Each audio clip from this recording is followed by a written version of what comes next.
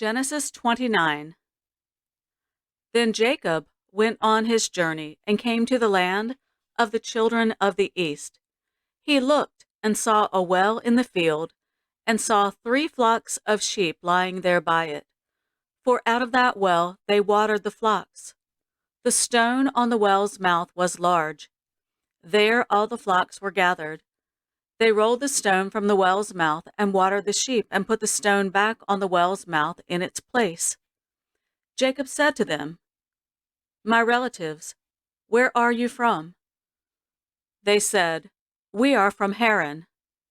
He said to them, "Do you know Laban, the son of Nahor?" They said, "We know him." He said to them, "Is it well with him?" They said, "It is well. See, Rachel his daughter is coming with the sheep." He said, "Behold, it is still the middle of the day, not time to gather the livestock together. Water the sheep, and go and feed them." They said, "We can't, until all the flocks are gathered together, and they roll the stone from the well's mouth. Then we will water the sheep." While he was yet speaking with them, Rachel came with her father's sheep, for she kept them. When Jacob saw Rachel, the daughter of Laban, his mother's brother, and the sheep of Laban, his mother's brother, Jacob went near and rolled the stone from the well's mouth, and watered the flock of Laban, his mother's brother. Jacob kissed Rachel and lifted up his voice and wept. Jacob told Rachel that he was her father's relative, and that he was Rebekah's son.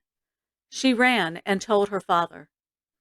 When Laban heard the news of Jacob, his sister's son, he ran to meet Jacob and embraced him and kissed him and brought him to his house. Jacob told Laban all these things. Laban said to him, "Surely you are my bone and my flesh." Jacob stayed with him for a month. Laban said to Jacob, "Because you are my relative, should you therefore serve me for nothing? Tell me, what will your wages be?" Laban had 2 daughters.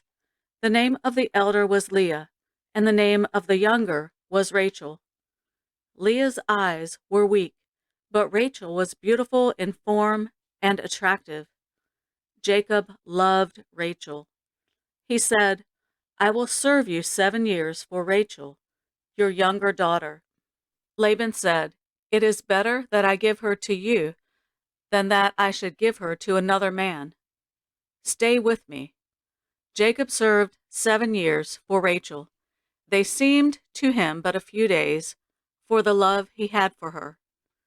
Jacob said to Laban, "Give me my wife, for my days are fulfilled, that I may go in to her." Laban gathered together all the men of the place and made a feast.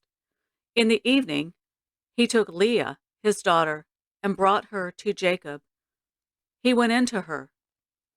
Laban gave Zilpah his servant to his daughter Leah for a servant. In the morning, behold, it was Leah. He said to Laban, "What is this you have done to me? Didn't I serve with you for Rachel?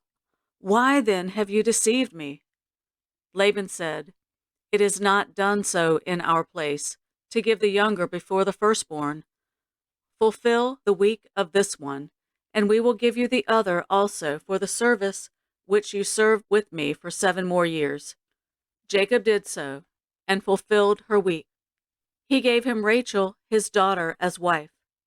Laban gave Bilhah, his servant, to his daughter Rachel to be her servant.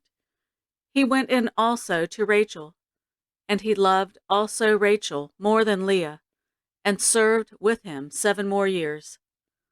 Yahweh saw that Leah was hated, and he opened her womb, but Rachel was barren. Leah conceived and bore a son, and she named him Reuben, for she said, "Because Yahweh has looked at my affliction, for now my husband will love me." She conceived again, and bore a son, and said, "Because Yahweh has heard that I am hated, he has therefore given me this son also." She named him Simeon. She conceived again, and bore a son.